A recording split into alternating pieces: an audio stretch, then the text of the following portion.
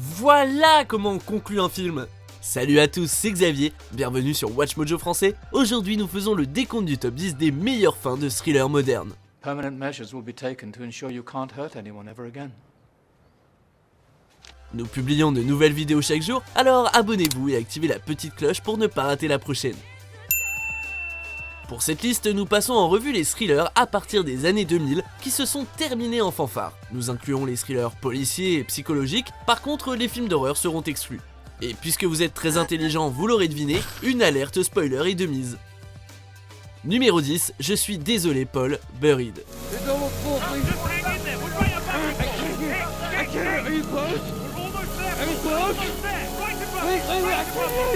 Ryan Reynolds offre un spectacle captivant dans le rôle de Paul Conroy, qui est bloqué dans un cercueil pendant 95 minutes. Afin de le sauver, une course contre la montre est engagée, ou plutôt contre le sable qui remplit lentement le cercueil comme un sablier. Le décor est limité certes, mais le film vous tiendra tout de même en haleine jusqu'à sa fin étouffante.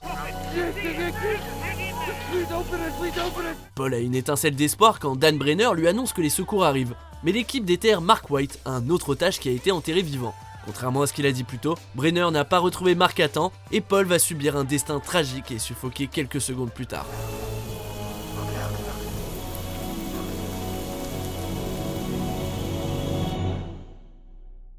I'm sorry, Paul. Numéro 9, on m'appelle Mr. Glass, incassable. So many sacrifices just to find you. Great. Juste après la sortie de son film à succès, Sixième Sens, M. Night Shyamalan a renforcé sa réputation d'amateur de twist de fin dans Incassable. Après avoir accepté son rôle de héros, David Dunn apprend que son allié le plus proche est en fait son ennemi juré. Elijah Price, ou Mr. Glass comme il se surnomme, a causé de multiples désastres en espérant faire apparaître son opposé. Dans l'esprit tordu d'Elijah, il a enfin trouvé sa place dans le monde en tant que méchant. Les critiques autour d'Incassable étaient au départ mitigées, mais au fil des ans, le film a amassé une solide fanbase envieuse de voir une suite. Shyamalan a poursuivi l'histoire de David de la façon la plus inattendue possible, en révélant au dernier moment que Split, sorti en 2016, était sa suite. They gave him a funny name too. What was it? Mr. Glass.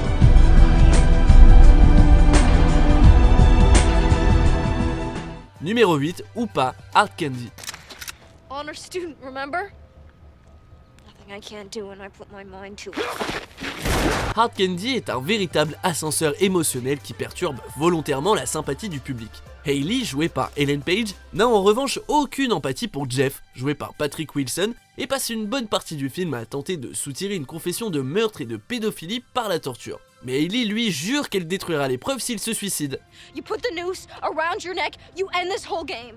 Au bout du rouleau, Jeff finit par accepter de se pendre. Mais une fois que sa nuque se brise, Hayley annonce clairement qu'elle n'est pas près d'oublier.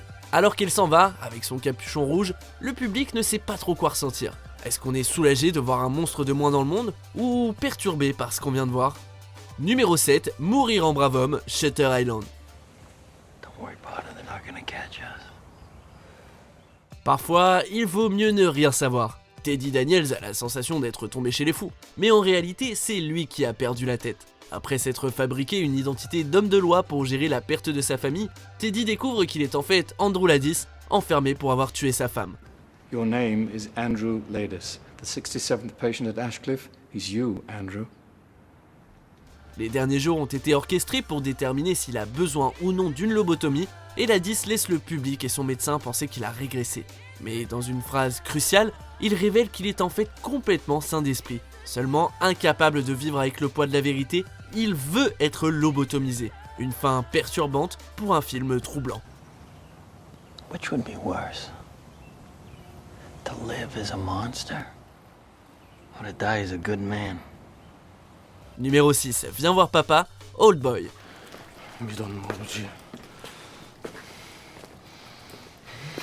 Après avoir été enfermé pendant 15 ans, Oh Dae-soo décide de retrouver ses ravisseurs et sa fille, qui avait 4 ans la dernière fois qu'il l'a vue. Mais apparemment, la réponse était devant les yeux de Dae-soo depuis le début, puisque la femme avec qui il a une relation est sa fille. La tragédie classique s'inspire largement du mythe grec d'Oedipe. Afin de prendre le contrôle de sa vie, Dae-soo décide de se faire hypnotiser pour expulser cette affreuse expérience de son esprit. Mais quand Dae-soo retrouve sa fille, on s'arrête sur une note ambiguë qui indique qu'il n'échappera jamais à ses démons. Il sourit une seconde, puis serre les dents avant de nous glacer avec son regard final. Numéro 5, à quoi tu penses, Gone Girl. I've killed for you. Who else can say that? L'adaptation du roman captivant de Gillian Flynn est remplie de révélations choquantes, mais la fin montre vraiment à quel point les personnages sont tordus. Après avoir échappé à son soi-disant kidnapping, Amy dit à Nick qu'elle s'est inséminée artificiellement avec son sperme. I didn't touch you. You didn't need to.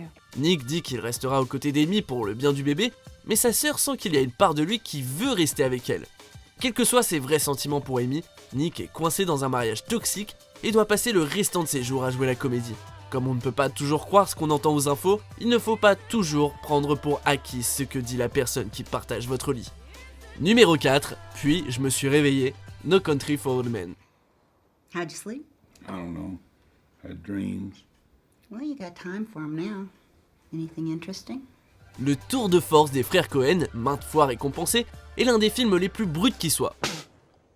Pour un film qui montre des carnages, la fin est étonnamment tamisée, même si ça ne la rend pas moins éprouvante. Récemment retraité, le shérif Bell pense à 2 rêves qu'il a eus, dans lesquels on retrouve son père décédé. Anyway, the first one I don't remember too well, but it was about meeting him in town somewhere, and he gave me some money. I think I lost it. Mais le véritable rêve, c'est la perception du monde par Bell, qui n'a jamais été aussi innocent qu'il le pensait. Après avoir suivi le chaos que Moss et Chigger ont semé, Bell se réveille dans un monde rempli d'une violence insensée. Contrairement à son père, il a vécu assez longtemps pour réaliser que dans cette ville, un vieil homme comme lui n'a pas sa place. I knew that whenever I got there, he'd be there.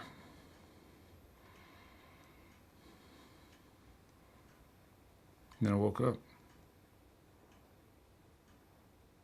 Numéro 3, la perfection, Black Swan.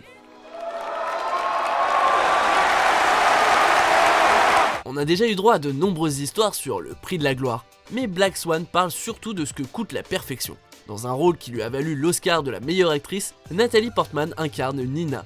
Voir la danseuse partir en vrille nous coupe le souffle et les hallucinations de Nina lui bousillent l'esprit et la poussent à croire qu'elle a été poignardée par Lily alors qu'elle s'est blessée toute seule. Dans un moment qui illustre parfaitement l'expression « The show must go on », Nina rentre sur scène et termine la danse dans laquelle le cygne blanc se suicide. Alors qu'elle fixe les lumières de la scène en se vidant de son sang, Nina clôt son acte final. What?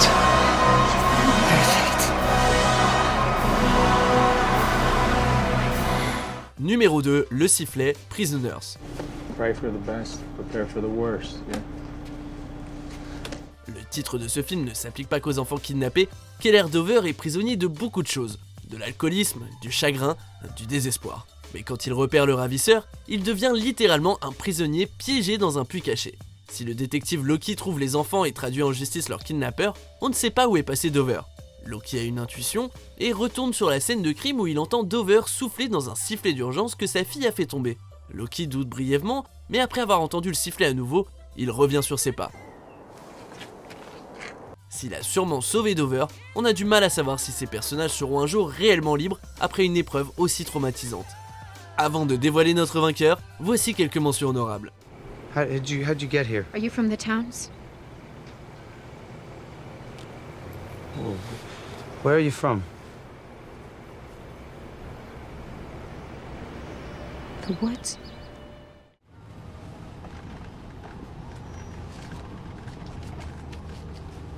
Give me $50 worth. Just drive.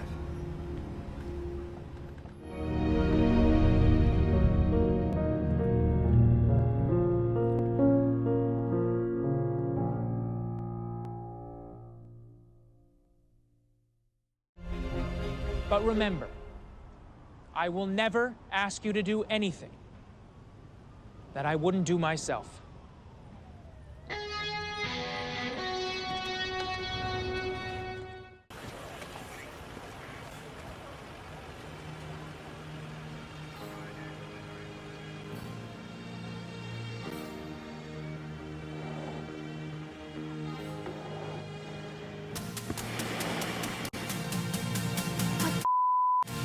Numéro 1, j'en étais où? Memento. I should kill you. Quit it, Lenny. Come on. You're not a killer. That's why you're so good at it. Christopher Nolan a créé le prestige comme un tour de magie en construisant un acte final qui transformait l'ordinaire en extraordinaire. Mais le film qui a révélé Nolan, Memento, était encore plus ambitieux dans sa structure narrative puisqu'on commence à la fin et qu'on ferme la boucle en terminant au début. Léonard se retrouve donc où il a commencé en apprenant la vérité sur la mort de sa femme. You don't want the truth. You make up your own truth. Pour le public, toutes les pièces du puzzle s'alignent, mais Léonard n'est pas satisfait. Sachant qu'il va oublier ce qui s'est passé à cause de son amnésie antérograde, il fabrique une autre énigme à résoudre qui le mènera à tuer le flic corrompu qu'il utilise. Quand tout est terminé, Léonard choisit la fin de son histoire. You know, I think I'd rather be mistaken for a dead guy than a killer. Vous êtes d'accord avec notre sélection ? Jetez un coup d'œil à ces autres super vidéos de WatchMojo français et n'oubliez pas de vous abonner pour être au courant des nouveautés.